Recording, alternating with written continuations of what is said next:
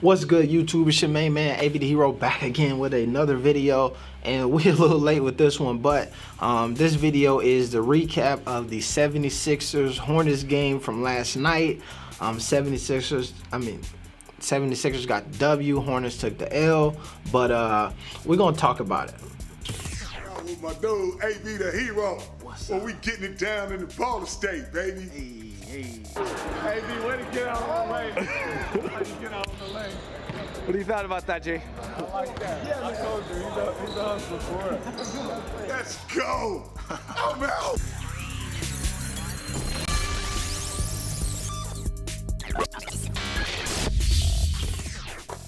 All right, so very good game last night. If you didn't watch it, then you missed out on a good one. Like I said, the 76ers got the W, Hornets took the L, but there was a lot to be. I feel like we learned a lot from this game. And first off, let me say thank y'all for subbing to the channel. Thank y'all for hitting the notification bell and being subscribed and all of that stuff. I really appreciate it. And as we talk about this game, I think that it's important to kind of note that this Hornets team looks good at times, right? Despite the fact that Terry Rozier, who is probably their second leading scorer at the moment, didn't play.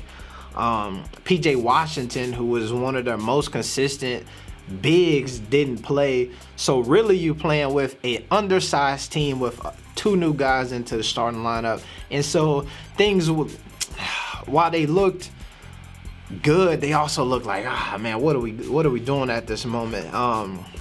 So let's get into it.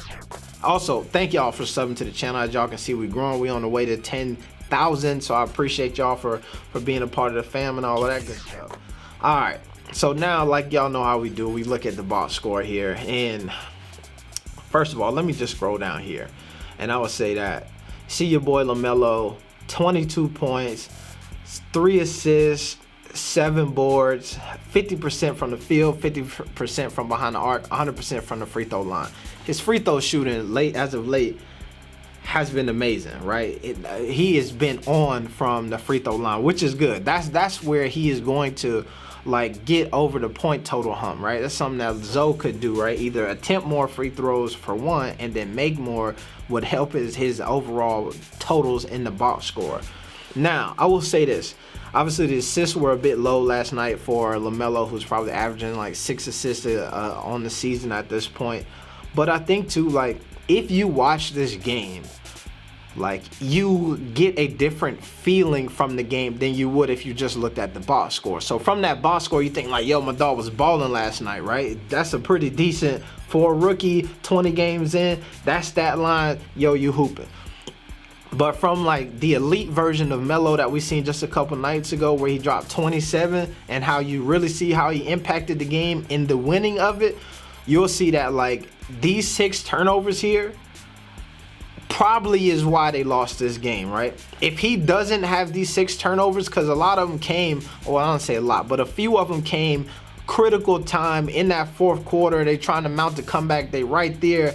And not all of it was even his fault, but you know, it's him trying to do a no-look pass, trying to split the D, getting hands on it, and kind of knocking that away. That for me made a game where the box score said that, yo, you played really well. Feel like you got to work on it a bit more, right? And that's just me being honest with y'all and being critical of my dog. I think he had a decent game, but like what separated him from that other night where he was laying there plus 37. And last night where you see he's, a -3, which is not a positive, but is obviously not the worst on the team as I've seen him be that before. But so I think that there was some growth there. I think one of the big things to take away from this game as well, and it's something that I realized too in the Miami game, these NBA players is hoopers, man.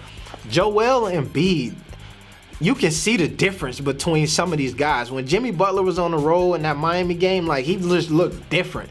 When Joel Embiid was on the roll last night, Joel Embiid with 34 points, 11 for 18, 3 for 5 from behind the arc, 9 for 10 from the free throw line, 11 boards last night, 2 assists, 2 steals, 1 block. Like the entire stat sheet he filled up last night. And so he just looked different at times where it really looked like the 76ers just was not missing. And it's kind of funny because when I look at the box score, it doesn't even reflect how the game seemed at times, right? Ben Simmons 7 for 12, 15 points. Danny Green 6 for 4 threes last night. You know what I mean? Like, they just had a lot of clutch plays, and was really is another reason why the Hornets couldn't pull out that victory. I think that this is also when I talk about, like, we have to keep in mind, like, key players were not playing last night. Rozier and also PJ Washington. And I think too, like, it's interesting too to have to judge Melo in this current starting lineup, right? Because you have Melo and Devontae Graham starting, right? And the Melo that everybody's like, oh, he's doing so good coming off the bench.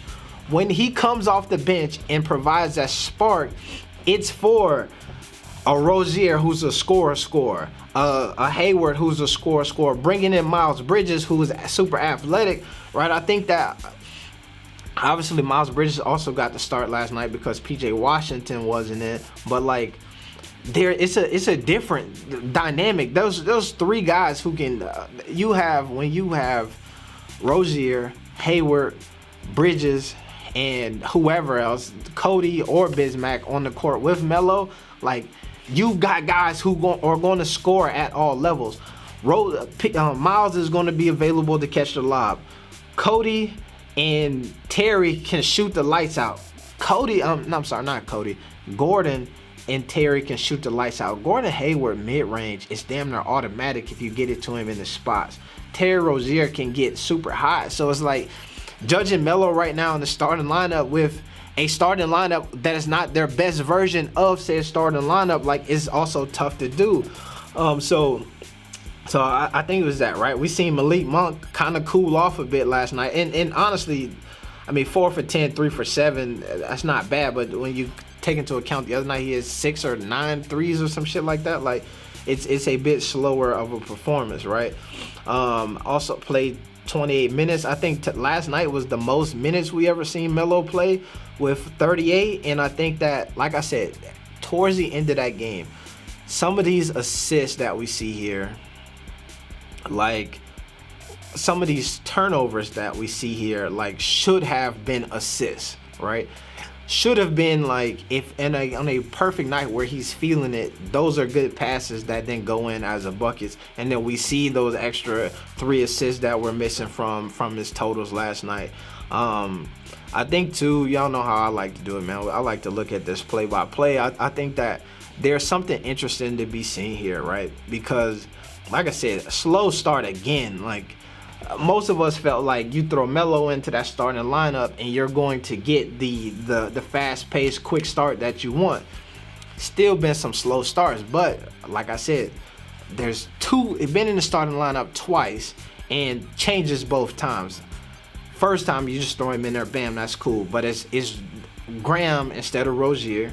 Then the second one now is Miles Bridges instead of PJ Washington. And how you can see that affected the game last night as well is that there's no backup bigs. Like, Miles Bridges being that starting lineup and maybe PJ coming off the bench, we see something different, right? You see maybe the tempo being able to be kept or change a bit.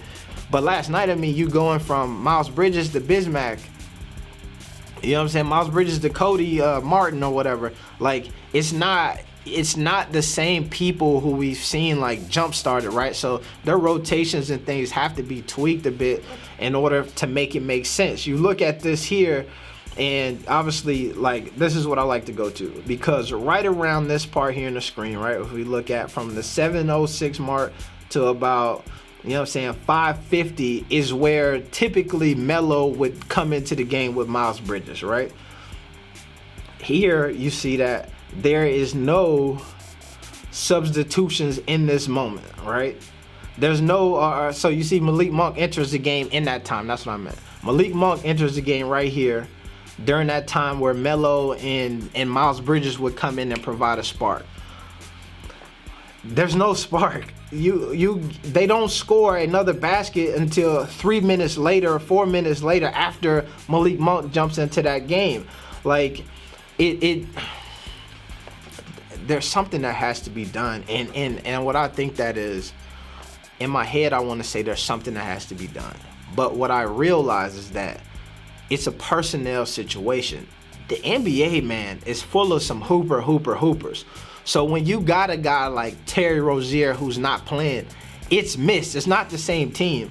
You can insert LaMelo into that starting lineup and you'll get some action eventually, right? Once folks start figuring themselves out.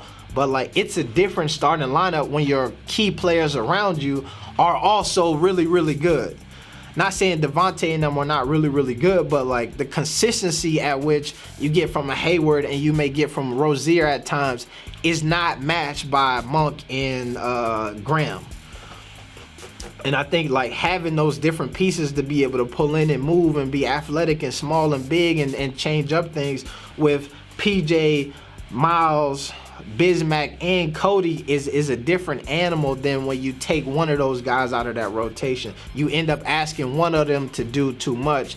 And this 76ers team is just huge, man.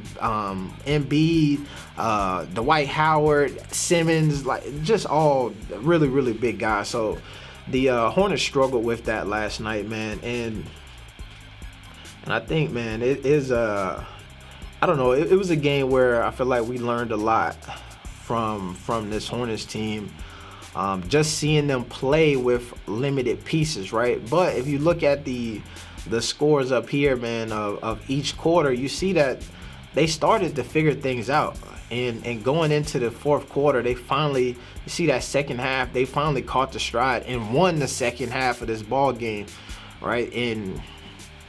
But they have to figure out how to win this first quarter. If they can be dominant in the first quarter like they are in the second and fourth, third and fourth quarter, man, this team would be a force to be reckoned with for sure. And I think that'll come when they can do the right thing, have Melo in the starting lineup with all of the correct pieces at play, because I think that obviously Melo does it at an elite version, but a Devontae Graham, what you were getting from him at times is somebody who's facilitating or things of that nature. And I think I do understand that Melo coming off the bench is like you starting slow in a, like, you know what I mean, you going 0 to 60, and then all of a sudden you hit the afterburners and the NOS, and then it's like, okay, the other team is not ready for that. But I think that you just have to push Devontae to play faster when he comes in off the bench and see what that looks like with Rozier, Hayward, and Miles even in that starting lineup, and see if you can get some fire, and hopefully that trickles down when folks come off the bench, the Malik Monks who can get hot. He can just keep the steam rolling. I think that's what I would like to see from them, but we'll see, man.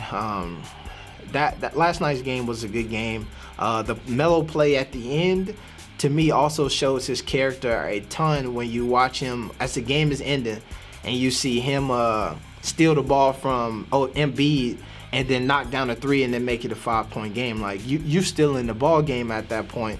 And so I think that there's a lot of promise for this Hornets squad.